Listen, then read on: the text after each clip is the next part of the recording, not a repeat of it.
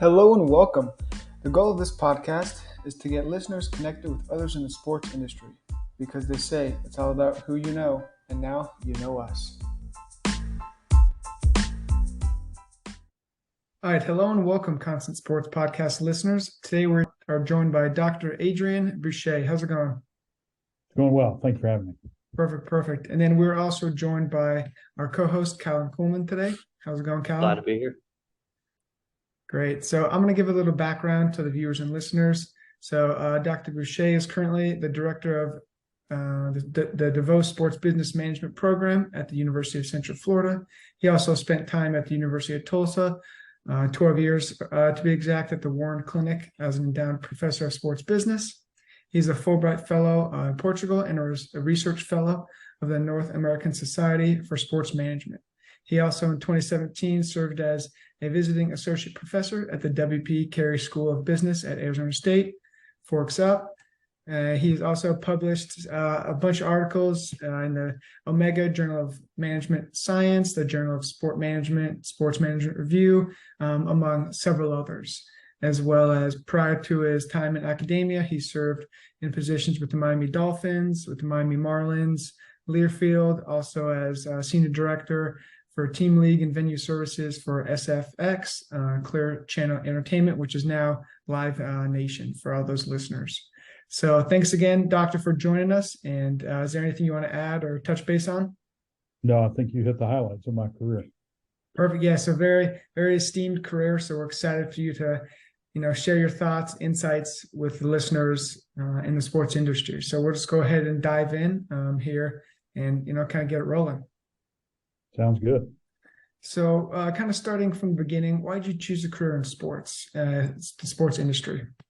Well, I guess I'm like everybody else. When you graduate college, you sit there and ask yourself, what can I do to get a competitive advantage? Yep. What are my strengths and weaknesses, and let me play to my strengths. And one of my strengths was knowledge about the sports industry from the business side of sports. So that's kind of what I went into.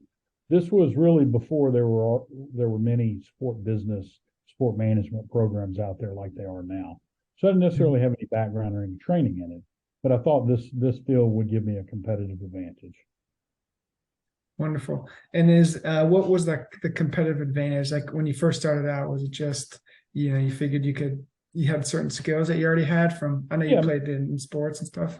Yeah. I thought I had the ability to work harder than the average worker. I was willing to do what it took to stand out. Mm-hmm. I was willing to move anywhere, in the country.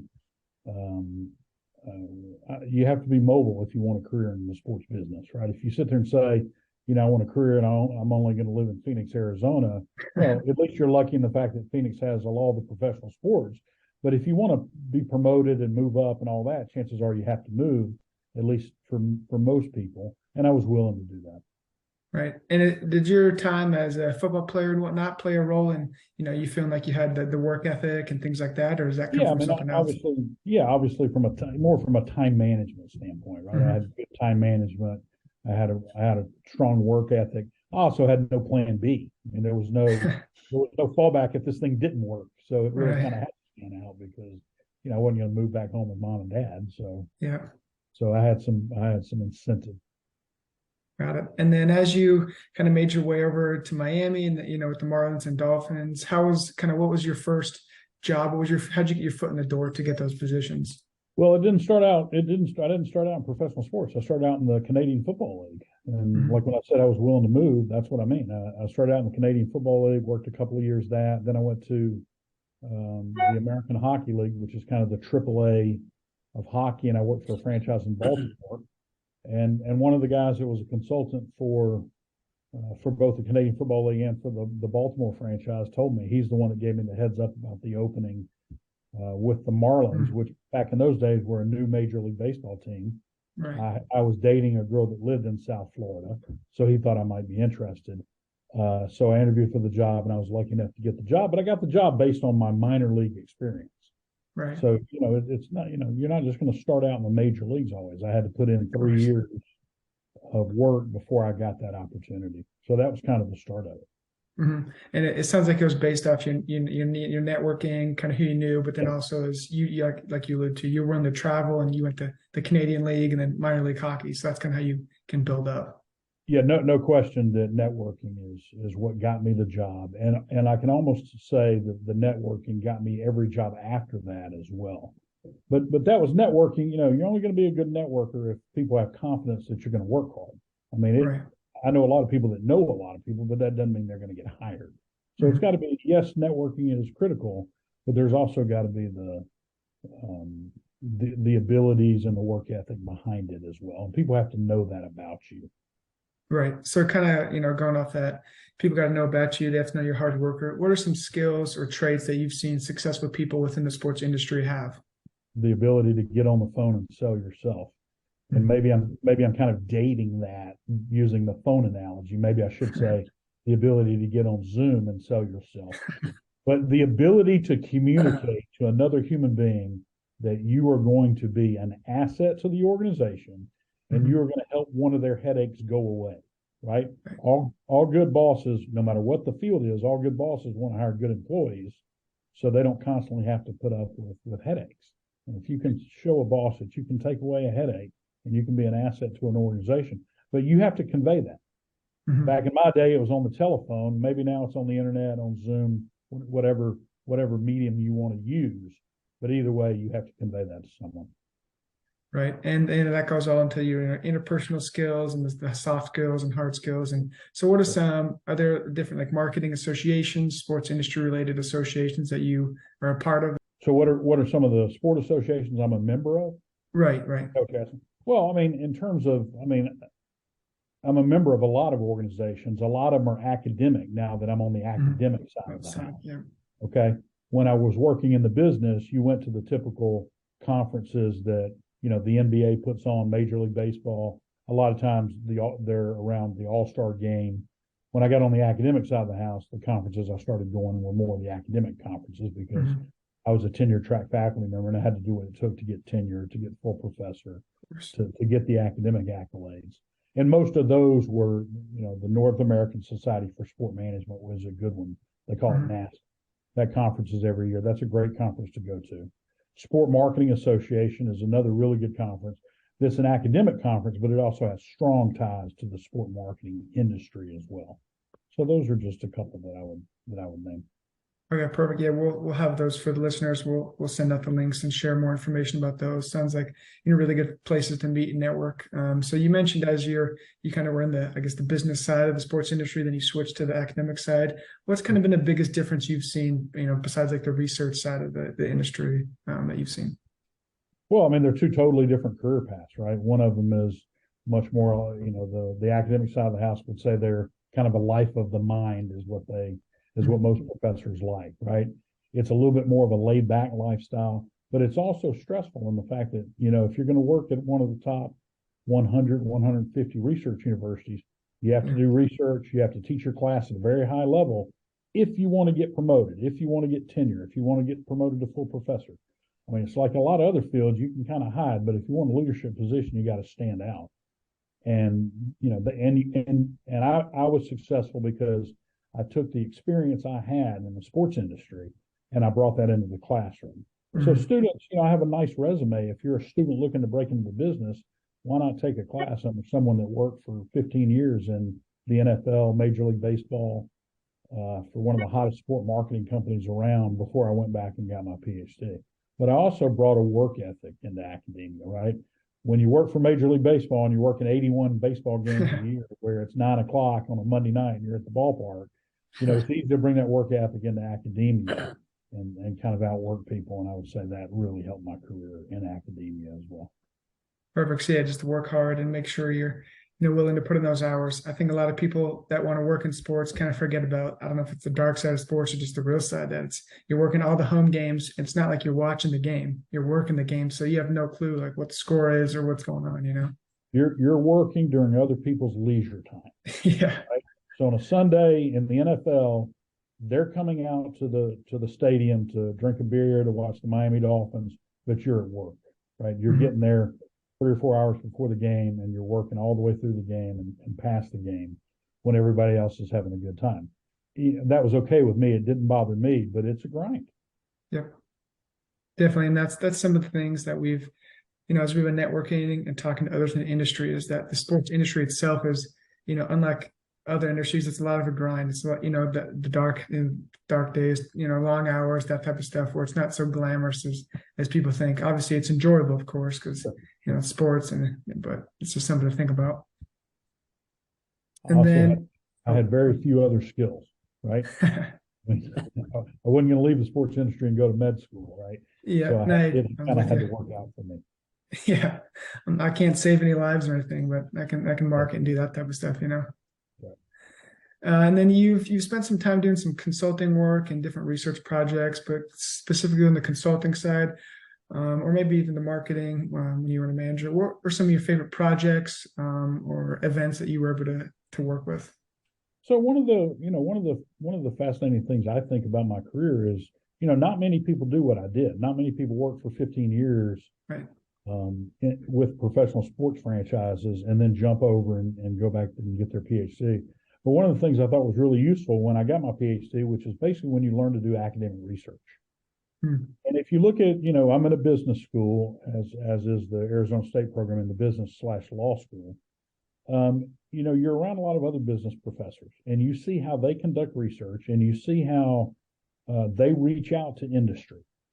Well, I didn't really have to reach out to industry. I knew industry backwards. I knew the sports industry backwards and forwards. All my friends stayed back. All my friends are now in positions of leadership within Major League Baseball, the NFL. One of them just got the president's job for a team in the Premier League in England. So I would constantly be asking them, what sort of issues are out there that you think will be interesting for me to do research on? What within sport marketing, what are you looking at? Are you looking at pricing tickets? Are you looking at selling tickets? Are you looking at, pricing sponsorships, trying to show the value of a sponsorship to a firm that paid your sports franchise a lot of money? And let me look into these. Let me collect data. Let me take what I've learned in academia through taking hours and hours of research methods courses. Let me see if I can kind of get some answers for you using the methods that I learned while I was getting my PhD. And that provided me with a lot of academic articles that nobody would ever read, right, except other academics. But it also provided them a lot of answers for questions that they needed answers to, but they did not have the ability to conduct that kind of research. So it was kind of a win-win for when I went to the academic side of the house. It was kind of a win-win for myself and then the friends and colleagues I had in the sports, still working professional sports and college sports. So it sounds like you're able to merge kind of, both industries into one that could help out, both make it a win-win. So absolutely. And other industries have been doing this, even in academia. Other disciplines in academia have been doing this for a long time with other industries. I just took what they doing and sort of said, how can I do this with the sports business field? Mm-hmm. Perfect. Well, thanks for giving the kind of the background and your career journey there. And we're going to kind of segue into your current position as the director there at UCF, and we'll go ahead and Callum, we'll ask you some questions. Sure.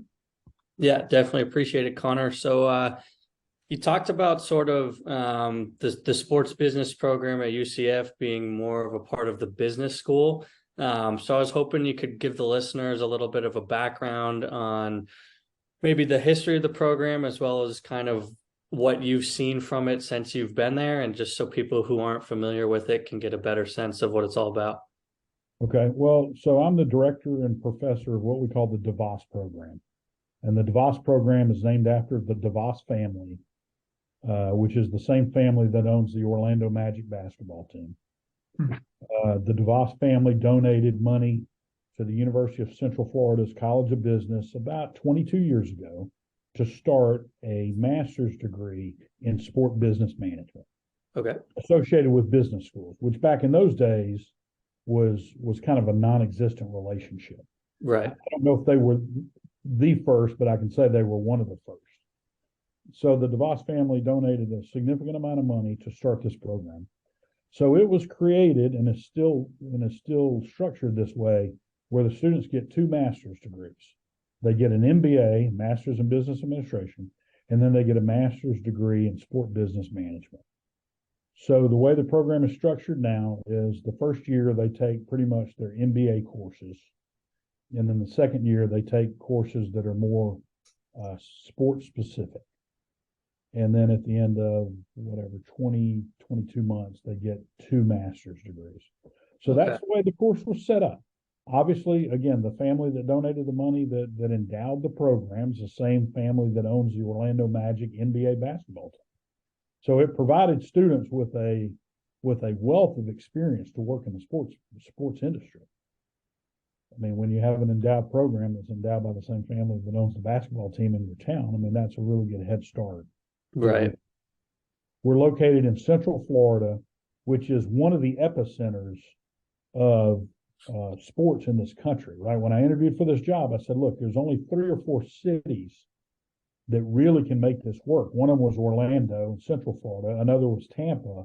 And the third was Phoenix, Arizona. Yep. I mean, to me, those 3 cities, maybe Los Angeles could make a case as well. But those 3 cities are really cities that have a competitive advantage over a lot of the other programs. We have the Orlando Magic. We have Orlando City Major League Soccer. We have the U.S. Tennis Association based in here. We have NASCAR about 45 minutes up the road. We have the PGA Tour about an hour away. We have the LPGA Tour. We have Disney Wide World Sports for all the youth sports in town. So we have a plethora of professional and college sports, not to mention University of Central Florida's athletic department, which is one of the fastest growing in Division I. So we had historically everything was here for us to have a great program. We had the sports organizations, and we had the resources provided by the DeVos family. Absolutely. Yeah, I would say, I mean, being in Central Florida, like you touched on, really gives you an advantage to kind of hit all 4 major sports and everything even beyond that. And then having the program ability to really provide students with 2 master's degrees definitely gives them a step above. I would appreciate it if you kind of touched a little bit now on some of the backgrounds of some of the professors that are part of the program, and, you know, maybe where they have gotten some previous real world experience in the industry before, just to give sort of potential students a look inside of who they'd be learning from. Sure. So, you know, if you talk about the founding of this program, you have to mention Dr. Richard Lapchick. He was the founding father of our program. Just to give you his background, he has been one of the leaders in race and gender studies within sports for the last 20 years. He has lectured all around the world on this topic. He's written, I think, 18 books about the subject. Far and away the leader when it comes to race and gender as they relate to sports. Just got back last month from visiting the Pope at the Vatican in Italy. Wow. So he is the worldwide leader. So he was the one that first started this program. He is still with us, even though he's in a phased out retirement. Then I'm a professor. Again, I spent about 15 years experience before I got my PhD that we discussed earlier in the podcast. We have Keith Harrison, who again is another really great scholar of race and culture issues within sports. He's been on the faculty here for about 16 years. He came to us from the University of Michigan, Washington State University, so he has been around a while. Scott Buckstein is our expert on the legal aspects of sports and oversees our undergraduate minor. And his sport law class is always one of the most talked about courses, not just in the business school, but really on campus. And we have Ashley Turner, who is our director of external partnerships. And Ashley spent about 10 years working for the Orlando Magic before she came to the DeVos program about 3 years ago. So when you come to this program, you're going to get experience from professors that not only have the academic credentials, but also have the sport industry professional experience and also have ties to the sport industry. So right. Our faculty is really excellent.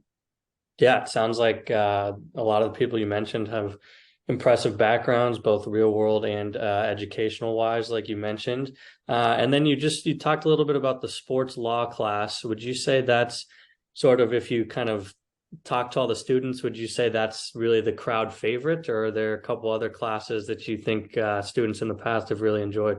Well, I would certainly say that's one of them. The other course I would give credit to would be the sport analytics. We have a business and sport analytics course that is taught by Jay Raiola, who is the senior vice president of analytics for the Orlando Magic. Okay. So here we go again, trying to bring that practical experience into the classroom. So I would say the sport law and the sport analytics class are the two classes that get the most buzz, I guess. Gotcha. Okay. Yeah, that's impressive. And then sort of sticking on the topic of students, what are some examples of jobs or different organizations that you've seen graduating students kind of end up in the past couple of years, and sort of where have you seen them progress from there? So again, we kind of have our finger in a lot of different pies in terms of where do our graduates go. It really depends on what they're looking to do. Okay. But they either go to work for professional sports franchises, or they go to work for colleges, or they go to work for sport agencies. Those are kind of the three areas that most of our graduates go to. We've had a lot of graduates go into analytics. We've had a lot of graduates go into some form of the sponsorship side of things, whether it's selling sponsorships and what we call marketing partnerships, whether it's servicing those marketing partnerships and the service aspects of those departments. That tends to be kind of a favorite. We have a lot of people that have gone into the operations aspects of sports. Again, Orlando is a big sport event town as well. So a lot of, we have 3 bowl games here every December. So a lot of students get experience in the event side of sports, in addition to what a lot of the things Disney does as well. So the event side of it is another area where we're pretty strong in. Okay. Yeah, it's awesome to see that you guys are really spread pretty widely regarding, different organizations, agencies, teams, and events like you mentioned. That's really great to see. And then I guess sort of final thing related to the program for anyone listening to this, are there any important, application dates or possible touring dates or things like that related to the program that you'd want to share with people? And then as always, we release a newsletter every Friday, and we can throw those dates on there so there can be an extra set of eyes on them. Sure. So we accept applications to the program. This is a cohort program. So we admit usually around 20 students a year, and they go through the program together as a cohort.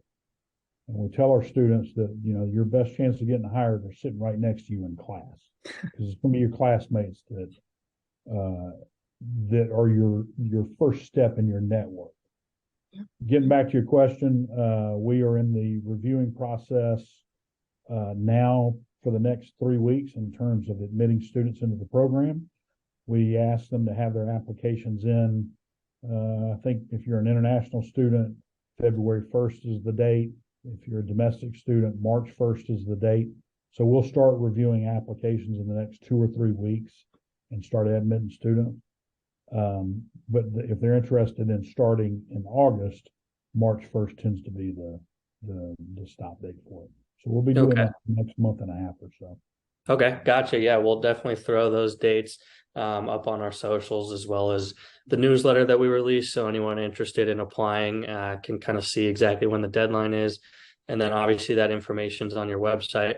So yeah, I appreciate all the helpful information regarding the specifics of the UCF program.